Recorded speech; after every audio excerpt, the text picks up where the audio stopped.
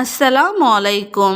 Hafsa food fusion চ্যানেলে সবাইকে স্বাগতম জানাচ্ছি আজকের রেসিপিটা দেখার জন্য। শীতের আগমনে আজকে আমি তৈরি করে দেখাবো চিতই পিঠা। আগেও আমি দুই ধরনের চিতই পিঠা তৈরি করে দেখিয়েছি। আজকে কোনো আটা ময়দা কিংবা বেকিং সোডা ছাড়াই কিভাবে ফুলকো এবং মচমচে চিতই পিঠা তৈরি করা যায় সে রেসিপিটা শেয়ার করব। চলেন তাহলে রেসিপিটা শুরু করা যাক। প্রথমে আমি একটি বাটিতে চেলে নেওয়া 4 কাপ নিচ্ছি আতপ চালের গুঁড়া। আপনারা চাইলে বাজারে যে চাউলের গুঁড়াটা পাওয়া যায় সেটাও নিতে পারেন। এর সাথে দিয়ে দিচ্ছি 1 চা চামচ লবণ। লবণটা দিয়ে চাউলের গুঁড়ির সাথে ভালোভাবে মিশিয়ে নিচ্ছি।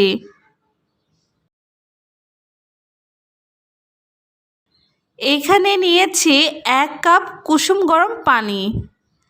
পানিটা কিন্তু বেশি গরম বা বেশি ঠান্ডা নেওয়া যাবে না। হাতের আঙুলটা সহ করতে পারে ঠিক সেই রকম গরম পানি নিতে হবে। এখন সেই চাউলের গুঁড়িতে অল্প অল্প করে পানি দেব আর হাত দিয়ে মিশাতে থাকব। কখনো একবারে পানি দিয়ে মিশাতে যাব না, যার ফলে চিতই পিঠার ব্যাটারটা পাতলা হয়ে যাবে আর সেই ব্যাটারটা দিয়ে চিতই পিঠা ভালো হবে না। আমি অল্প অল্প করে পানি দিচ্ছি আর হাত দিয়ে ভালোভাবে চটকাতে থাকছি।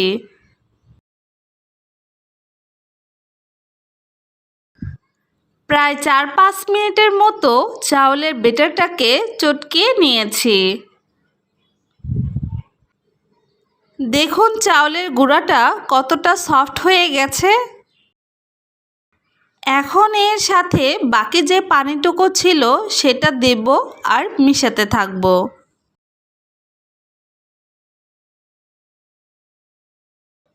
আমি আরও হাফ কাপ কুসুম গরম পানি নিয়েছি।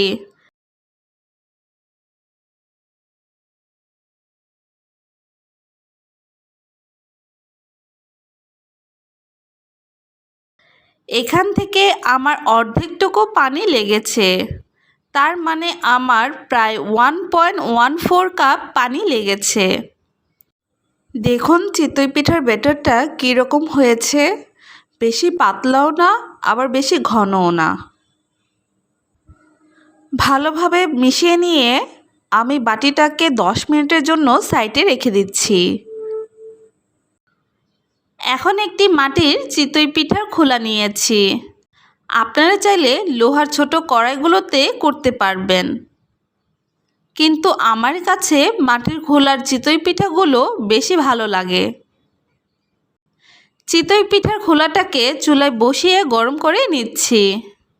চুলার তাপটা কিন্তু মিডিয়াম হিটে রেখে পিঠা খোলাটাকে গরম করতে হবে, তা না হলে কিন্তু বেশি তাপে পিঠার খোলাটা ভেঙে যেতে পারে।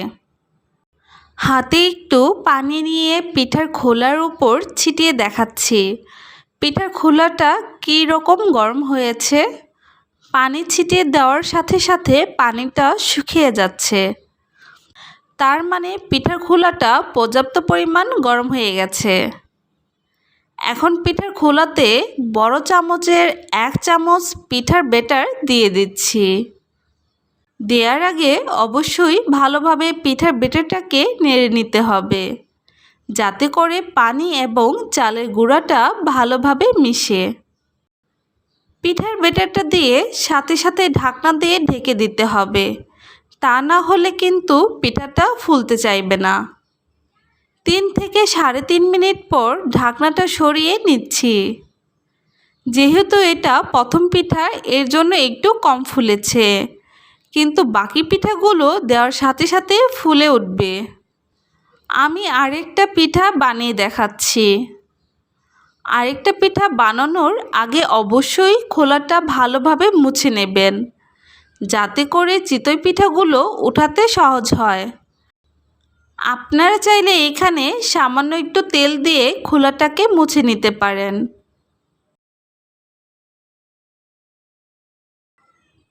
আবারও আমি পিঠার ব্যাটারটা দিয়ে সাথে সাথে ঢাকনা দিয়ে ঢেকে দিচ্ছি। দেখুন এই চিতই পিঠা ফুলে কেমন ডাবল হয়ে গেছে। এরূপ করে আমি সবটুকু বেটার দিয়ে পিঠা বানিয়ে নিচ্ছি।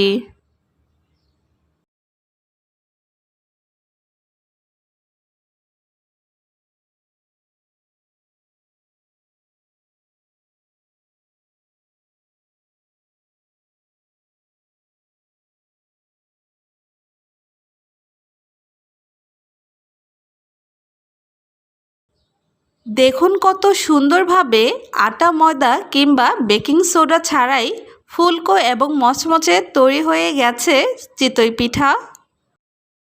4 কাপে আমার বড় সাইজের 8টা চিতই পিঠা হয়েছে। আমি পিঠাগুলোকে উল্টিয়ে এবং ছেড়ে দেখাচ্ছি।